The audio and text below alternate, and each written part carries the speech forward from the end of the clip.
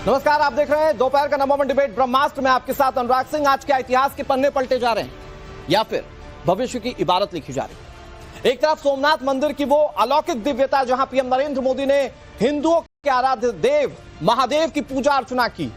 करोड़ों सनातनियों का सीना उस दौरान गर्व से चौड़ा हो गया, क्योंकि ये वो सोमनाथ मंदिर है जिस पर विदेशी आक्रांताओं ने एक नहीं बल्कि कई बार हमले किए, इसके अस्तित्व को मिटाने की कोशिश की, लेकिन यह सोमनाथ मंदिर अटल रहा। ना ही हिंदुस्तान खत्म हुआ, ना ये सोमनाथ मंदिर। एक तरफ मंदिर की भव्यता, दूसरी तरफ सनातनी गुणगान। इन सब के बीच मोहन भागवत भी हिंदू राष्ट्र की बात कर रहे हैं और इसी के रास्ते पर चलते हुए विश्व शांति का दावा उनकी ओर से किया जा रहा है। लेकिन सिक्के का दूसरा पहलू जिसे मुस्लिम खतरे में नजर आता है, वो मुसलमानों से एकजुट होने की बात करते हैं, उन्हें बुलडोजर या जेल जाने का डर दिखा रहे हैं। सवाल यह है कि ये जो संकल्पनाएं या परिकल्पनाएं की जा रही हैं, ये देश को किस दिशा में ले जा रही हैं। आज डर की राजनीति बनाम सनातन से शांति पर डिबेट करेंगे, लेकिन उससे पहले ये रिपोर्ट आपको दिखाते हैं।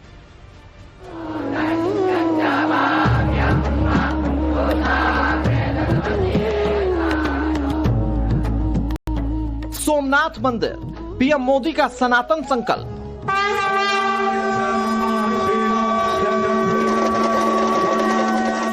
भागवत का संकल्प, हिंदू राष्ट्र ही विश्व कल्याण।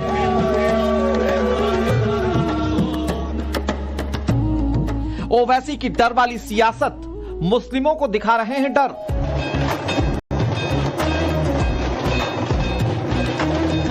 सोमनाथ आस्था का शिखर, सनातन चेतना का अमर प्रतीक, जहां सदियों से लहरों के शोर के बीच भी शिव की अखंड गूंज सुनाई देती है, जहां हर प्रहार के बाद सनातन और ज्यादा दृढ़ होकर खड़ा हुआ। आज उसी सोमनाथ मंदिर में पीएम नरेंद्र मोदी ने पूजा अर्चना की। सदियों से भव्यता, दिव्यता और सनातन परंपरा का गौरव बनकर खड़ा सोमनाथ मंदिर, जहां पीएम नरेंद्र मोदी की यह पूजा केवल एक धार्मिक अनुष्ठान नहीं है, बल्कि उस सांस्कृतिक चेतना का संदेश है जिसे बीजेपी सनातन की आत्मा बताती है। प्रधानमंत्री नरेंद्र मोदी की श्रद्धा और समर्पण की तस्वीरें देश को बता रही हैं कि भारत अपनी जड़ों की ओर लौट चुका है, जबकि मंदिर की दिव्यता और भव्यता बताने के लिए काफी है कि सनातन ना कभी मिटा था, ना कभी मिटेगा। अगर सोमनाथ पर आक्रमण केवल आर्थिक लूट के लिए हुए होते तो 1000 साल पूर्व पहली बड़ी लूट के बाद रुक गए होते, लेकिन ऐसा नहीं हुआ। सोमनाथ के पवित्र विग्रह को तोड़ा गया, बार बार मंदिर का स्वरूप बदलने की कोशिश हुई और हमें पढ़ाया गया कि सोमनाथ को लूट के लिए तोड़ा गया था। नफरत, अत्याचार और आतंक का असली क्रूर इतिहास हमसे छिपाया गया। दूसरी तरफ आरएसएस प्रमुख मोहन भागवत ने विश्व गुरु भारत को लेकर अपने विचार रखे और दुनिया को बताया कि सनातन सिर्फ आस्था नहीं है, बल्कि एक विचार है। उन्होंने कहा कि भारत एक हिंदू राष्ट्र है और सनातन ही वो एकमात्र मार्ग है जिससे विश्व का कल्याण संभव है। ऐसे अपने जीवन को हम बनाते चले, सबको जोड़ते चले, तो निश्चित है कि आने वाले 20-30 वर्षों में भारत विश्व गुरु बनकर संपूर्ण दुनिया को सुख शांति भरा नया जीवन देने वाला राष्ट्र बनेगा। हिंदू राष्ट्र, धर्म राष्ट्र रहेगा। इसको कोई अन्यथा नहीं कर सकता, क्योंकि इसी के लिए भारत का जन्म है। आज बात विश्व गुरु भारत की हो रही है, विश्व कल्याण और सनातन पर गर्व की बात हो रही है, लेकिन सियासत का दूसरा पहलू भी लोगों को बांटने की कोशिश की जा रही है। धर्म के नाम पर लोगों को डर दिखाया जा रहा है। मुस्लिम वोट पाने के लिए तरह तरह के प्रोपेगेंडा फैलाए जा रहे हैं। सुनिए हैदराबाद के भाईजान महाराष्ट्र के नागपुर में नगर निकाय चुनाव के दौरान कैसे नफरती जहर उगल रहे हैं। अगर किसी समुदाय की पॉलिटिकल एजेंसी नहीं है तो मुसलमानों की नहीं है, और हम सिर्फ वोटर बनकर रह गए।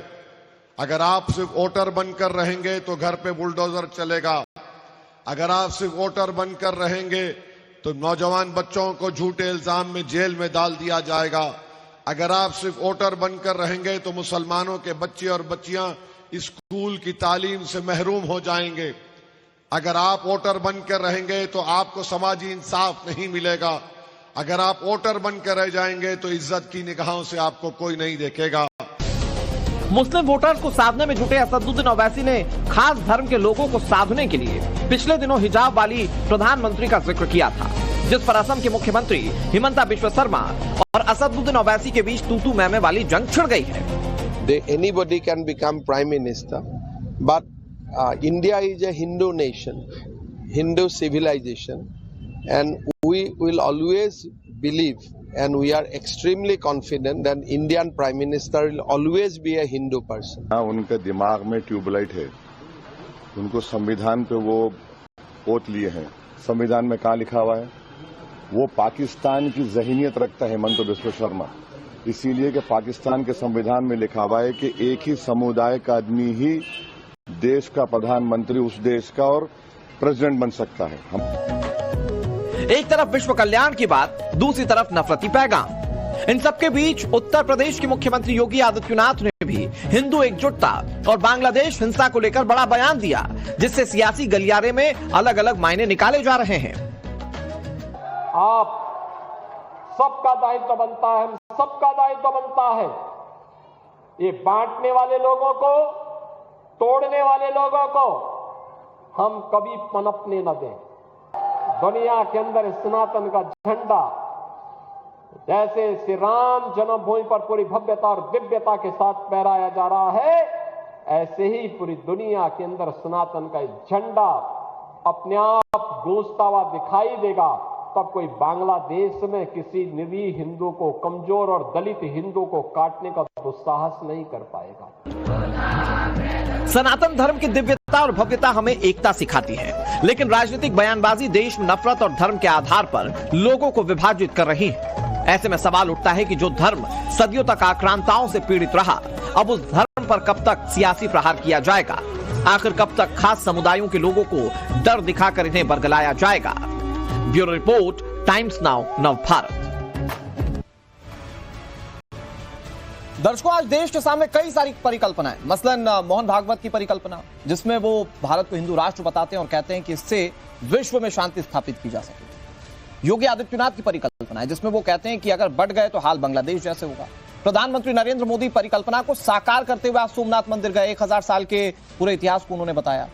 तो एक परिकल्पना ऐसी भी है जिसमें कुछ लोग बताते हैं कि मुस्लिमों पर आने वाले वक्त में कैसे दमन किया जाएगा, कैसे उनके मूलभूत अधिकार छीन लिए जाएंगे, और ये परिकल्पना रखने वाले असदुद्दीन ओवैसी हैं।